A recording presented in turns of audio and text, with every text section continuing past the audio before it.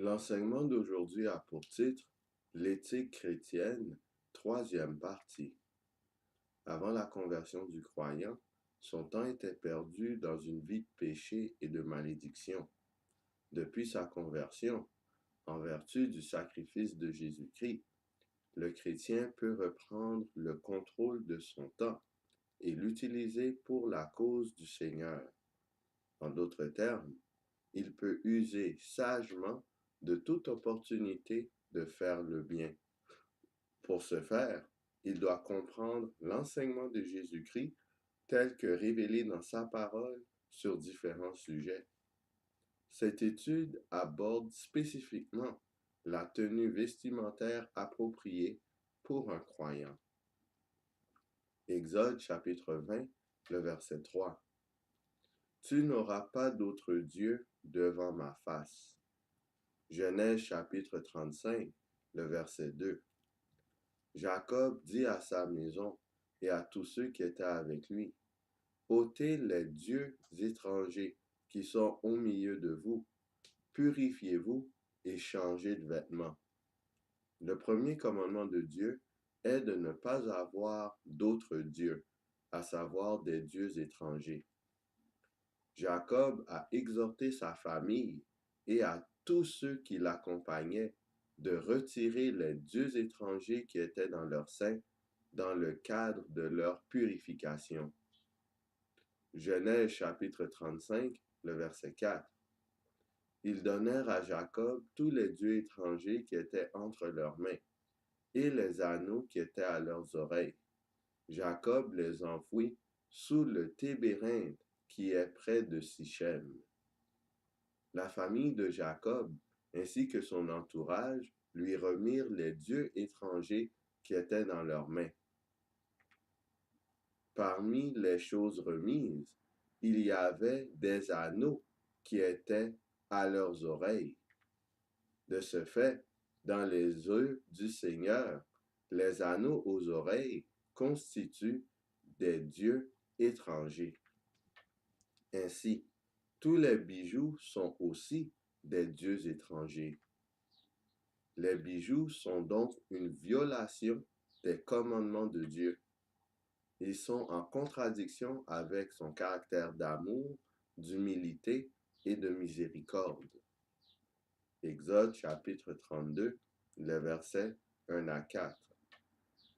Aaron leur dit, ôtez les anneaux d'or qui sont aux oreilles de vos femmes, de vos fils et de vos filles, et apportez-les-moi. Et tous ôtèrent les anneaux d'or qui étaient à leurs oreilles, et ils les apportèrent à Aaron. Il les reçut de leurs mains, jeta l'or dans un moule, et fit un veau en fonte. Et ils dirent, Israël, voici ton Dieu, qui t'a fait sortir du pays d'Égypte. Aaron fit les veaux d'or avec les bijoux des femmes et de leurs filles. Il avait tort de commettre ce geste. Mettant le comble à son idolâtrie, le peuple d'Israël a déclaré que ces veaux d'or étaient le Dieu créateur. Exode chapitre 33, le verset 1 et 2. L'Éternel dit à Moïse, va, pars d'ici, toi et le peuple que tu as fait sortir du pays d'Égypte. Monte vers le pays que j'ai juré de donner à Abraham, à Isaac et à Jacob, en disant, je le donnerai à ta postérité. J'enverrai devant toi un ange, et je chasserai les Cananéens, les Amoréens, les Hétiens, les Phérésiens, les Héviens et les Jébusiens. Exode chapitre 33, les versets 3 et 4. Monte vers ce pays où coule le lait et le miel, mais je ne monterai point au milieu de toi, de peur que je ne te consume en chemin, car tu es un peuple au cou roide. Lorsque le peuple eut entendu ces sinistres paroles, il fut dans la désolation, et personne ne mit ses ornements. Pourquoi le Seigneur a-t-il dit à Israël que le peuple avait un cou roide. Pourquoi ne lui a-t-il pas simplement dit que porter des bijoux était une mauvaise chose? De plus, lorsque le peuple a entendu les paroles de l'Éternel par l'intermédiaire de Moïse, à savoir qu'il a un cou roide, Israël ôta promptement ses bijoux. Pourtant, il n'avait pas reçu l'ordre explicite de le faire. Pourquoi le peuple a-t-il agi ainsi? La raison est que le peuple savait déjà qu'il ne devait pas porter de bijoux. Les Hébreux avaient donc déjà la compréhension que les bijoux étaient des dieux étrangers. Ils savaient que le port d'ornements était incompatible avec le caractère de Dieu. Exode chapitre 33, les versets 5 et 6. Et l'Éternel dit à Moïse, dis aux enfants d'Israël, vous êtes un peuple au cou roide. Si je montais un seul instant au milieu de toi, je te consumerais. Ôte maintenant tes ornements de dessus toi, et je verrai ce que je te ferai. Les enfants d'Israël se dépouillèrent de leurs ornements en s'éloignant du mont Horeb. Maintenant, Dieu ordonne à Israël de retirer ses bijoux de son sein. Dieu ne voulait pas que son peuple soit en possession de bijoux. Israël a-t-il été puni pour son idolâtrie? Exode chapitre 32, le verset 35. L'Éternel frappa le peuple parce qu'il avait fait le veau fabriqué par Aaron. Le peuple fut bel et bien puni pour le péché commis. Si les Israélites avaient évité de porter des bijoux dès le début, le veau d'or n'aurait pas été fait et le châtiment n'aurait pas eu lieu. Le port des bijoux, qui est un geste d'idolâtrie, amène d'autres gestes d'idolâtrie par la suite. Ézéchiel chapitre 28, les versets 16 et 17. Par la grandeur de ton commerce, tu as été rempli de violence et tu as péché. Je te précipite de la montagne de Dieu et je te fais disparaître, chérubin protecteur, du milieu des pierres étincelantes. Ton cœur s'est élevé à cause de ta beauté. Tu as corrompu ta sagesse par ton éclat. Je te jette par terre, je te livre en spectacle au roi.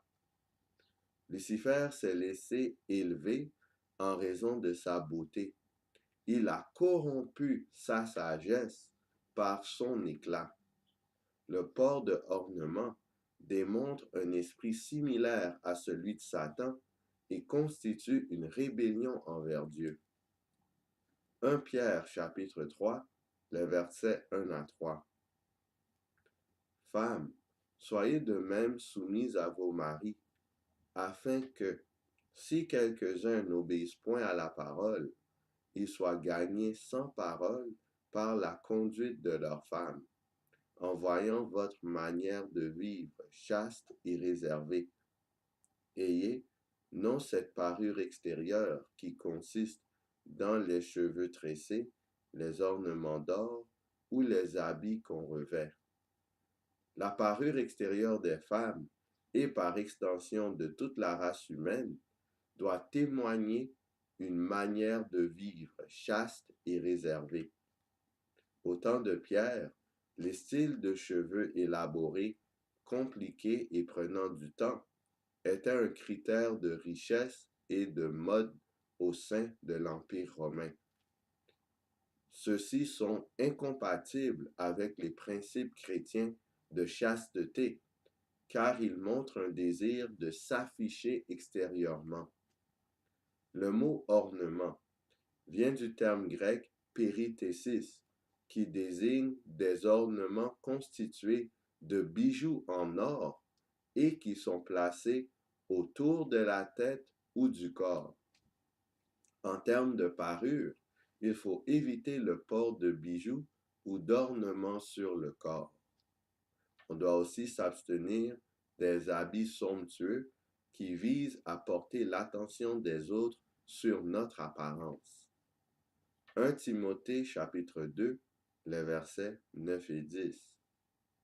Je veux aussi que les femmes, vêtues d'une manière décente, avec pudeur et modestie, ne se parent ni de tresses, ni d'or, ni de perles, ni d'habits somptueux, mais qu'elles se parent de bonnes œuvres, comme il convient à des femmes qui font profession de servir Dieu.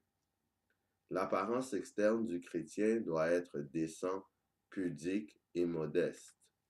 Les croyants doivent avoir comme vêtements des bonnes œuvres. C'est par leurs actions qu'ils doivent briller. Matthieu chapitre 23, les versets 1 à 5. Les scribes et les pharisiens sont assis dans la chaire de Moïse. Faites donc et observez tout ce qu'ils vous disent, mais n'agissez pas selon leurs œuvres, car ils disent et ne font pas. Ils lient des fardeaux pesants et les mettent sur les épaules des hommes, mais ils ne veulent pas les remuer du doigt. Ils font toutes leurs actions pour être vus des hommes. Ainsi, ils portent de larges phylactères et ils ont de longues franges à leurs vêtements. Les scribes et les pharisiens, qui portaient des vêtements somptueux, étaient censurés par Jésus. Ils agissaient ainsi afin de s'afficher devant les hommes. Apocalypse chapitre 17, les versets 1 et 4. Puis un des 7 anges qui tenait les 7 coupes vint, et il m'adressa la parole en disant, Viens, je te montrerai le jugement de la grande prostituée qui est assise sur les grandes eaux. Cette femme était vêtue de pourpre et d'écarlate, et parée d'or, de pierres précieuses et de perles. Elle tenait dans sa main une coupe d'or, remplie d'abominations et des impuretés de sa prostitution. La grande prostituée du livre d'Apocalypse est décrite comme portant des ornements. Elle représente l'Église qui est en rébellion avec le Seigneur, qui recevra un châtiment à la fin des temps. Le choix du vêtement doit être déterminé par des principes et non par des habitudes du monde qui nous entoure. Les chrétiens devraient éviter un étalage de mauvais goût. Le vêtement devrait être choisi de manière à durer plutôt qu'à frapper les regards. Il faut que la tenue soit modeste, esthétique, gracieuse, appropriée et d'une simplicité naturelle. 1 Corinthiens chapitre 10, les versets 31 à 33. Soit donc que vous mangiez, soit que vous buviez, soit que vous fassiez quelque autre chose, faites tout pour la gloire de Dieu. Ne soyez en scandale ni aux Grecs, ni aux Juifs, ni à l'Église de Dieu. De la même manière que moi aussi, je m'efforce en toutes choses de complaire à tous, cherchant non mon avantage, mais celui du plus grand nombre, afin qu'ils soient sauvés. Pour tout chrétien, l'objectif de base doit être de plaire à Dieu et non à nous-mêmes. Ainsi, notre tenue vestimentaire doit viser le salut éternel du plus grand nombre de personnes. Sur ce, qu'allons-nous choisir? Est-ce qu'on choisit la parure intérieure ou est-ce qu'on choisit la parure extérieure? Que notre or, que notre bijou, que notre joyau soient les bonnes œuvres des saints, comme il convient à tout chrétien ou à toute personne qui fait profession de servir Dieu. Que le Seigneur nous garde.